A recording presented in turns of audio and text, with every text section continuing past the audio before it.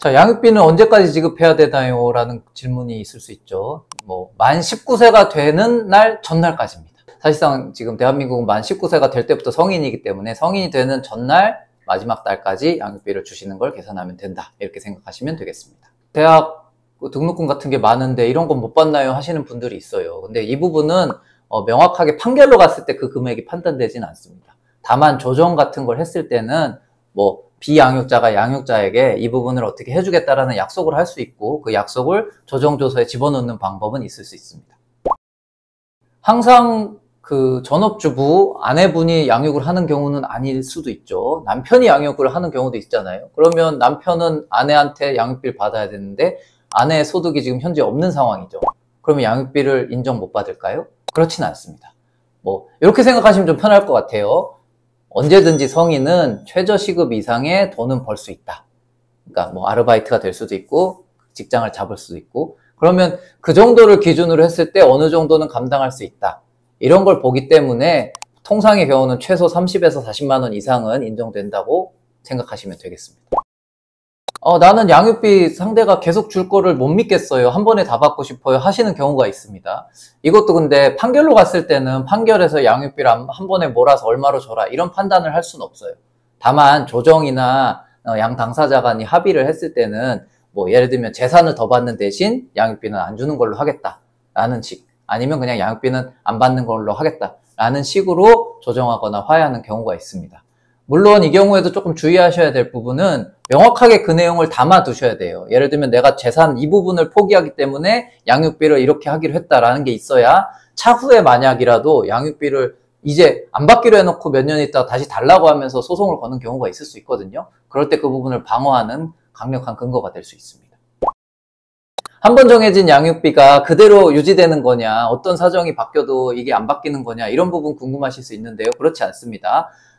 양육비를 처음에 산정할 때는 두 사람의 소득을 기초로 한다고 말씀을 드렸어요. 그래서 소득 상황에 따라서 정해졌기 때문에 이 소득 상황이 크게 바뀌게 되면 그 부분을 반영해야 되죠. 이 부분을 법률적으로 표현했을 때는 사정이 변경이 생겼다 이렇게 말을 하는데 다만 예를 들면 과장이던 사람이 부장으로 진급을 해서 월급이 약간 올랐기 때문에 그 부분 반영해달라 이런 정도로는 어렵고요.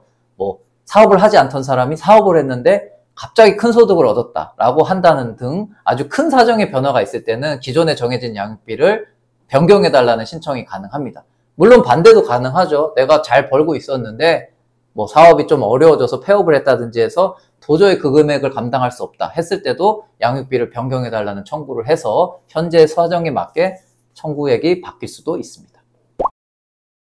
양육비를 안 주면 어떻게 되나요? 라는 부분 항상 궁금해하시는 부분이죠. 일단 여기서 하나 나눠봐야 되면 편할 것 같아요. 이 양육비를 주는 사람이 안정적인 직장을 갖고 있는 근로자다. 그러면 양육비 몇 번 안 주면 이 회사에다가 나한테 양육비부터 주고 월급 주세요 라는 청구가 있습니다. 그럼 너무 좋겠죠. 그러니까 그럼 알아서 회사에서 우리한테 양육비를 먼저 보내주고 남은 걸 급여로 주는 이런 제도가 있다는 거 말씀드리고요. 이제 문제는 개인 사업을 하시거나 그 소득이 불분명해서 양육비를 잘 못 주는 경우가 있겠죠. 그랬을 때는 과태료 처분이나 감치명령 등도 가능하고요. 최근에는 이 부분도 점점 더 엄격하게 판단을 하고 있기 때문에 소득 있는 게 확인이 되는데도 양육비를 주지 않는 경우에 실제로 감치, 그러니까 가두는 결정을 한 사례도 있습니다. 아마도 이 부분은 앞으로도 계속해서 양육비를 확보하실 수 있는 쪽으로 발전할 겁니다. 그리고 이미 확정된 양육비라면 양육비를 못 받았을 때 어떻게 해야 되나요? 라고 하시는데 이럴 때 양육비 이행관리원이라는 기관이 있습니다. 이곳에다가 문의를 해주시면 잘 설명해 주시니까 우선적으로 그런 공적인 기관의 도움을 받으시길 추천드립니다. 그러면 과거 양육비라고 하죠. 네, 양육비를 받았어야 되는데 못 받았다. 이거 받을 수 있나요? 라고 말씀을 주시고 궁금해하시는 경우가 있는데요. 여기서 중요한 점은 실제로 이혼을 하실 때 이 양육비에 대해서 정한 적이 있냐 없냐입니다. 예전에는 이게 문제가 되는 게 예전이거든요. 그래서 예전에는 그러니까 이혼을 할 때 꼭 양육비를 확정을 안 줘도 이혼이 되는 시절이 있었어요. 그때는 양육비를 정한 적 자체가 없었기 때문에 그 양육비에 관련된 내용 자체가 확정된 적이 없죠. 그러니까 과거 양육비를 현재 청구해서 받을 수 있게 됩니다.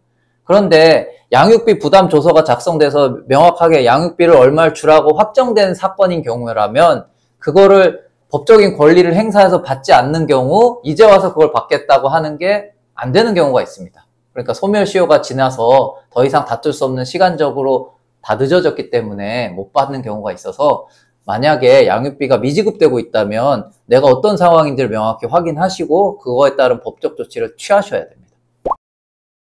양육비는 그리고 비양육자가 양육자한테 주는 거기 때문에 자녀가 직접 뭐 나를 양육하지 않은 부모를 상대로 돈을 달라 이런 청구는 가능하지는 않습니다. 이제 면접교섭과 양육비 지급이 대가 관계에 있는지를 항상 궁금해 하세요. 그리고 솔직히 이제 소송을 하다 보면 한쪽에 아이를 안 보여주니까 나도 양육비 안 주겠다 이런 경우가 참 많은데, 원칙적으로 대가 관계는 아닙니다. 면접교섭은 면접교섭대로 따로 정하셔야 되는 거고, 양육비는 양육비대로 따로 정하시는 게 원칙입니다. 자녀에 대한 면접교섭과 상관없이 양육비 지급 의무는 비양육자에게 발생합니다. 그러니까 이걸 안 했다고 해서 이쪽도 안 해도 된다 이런 건 아니라는 거 말씀드립니다.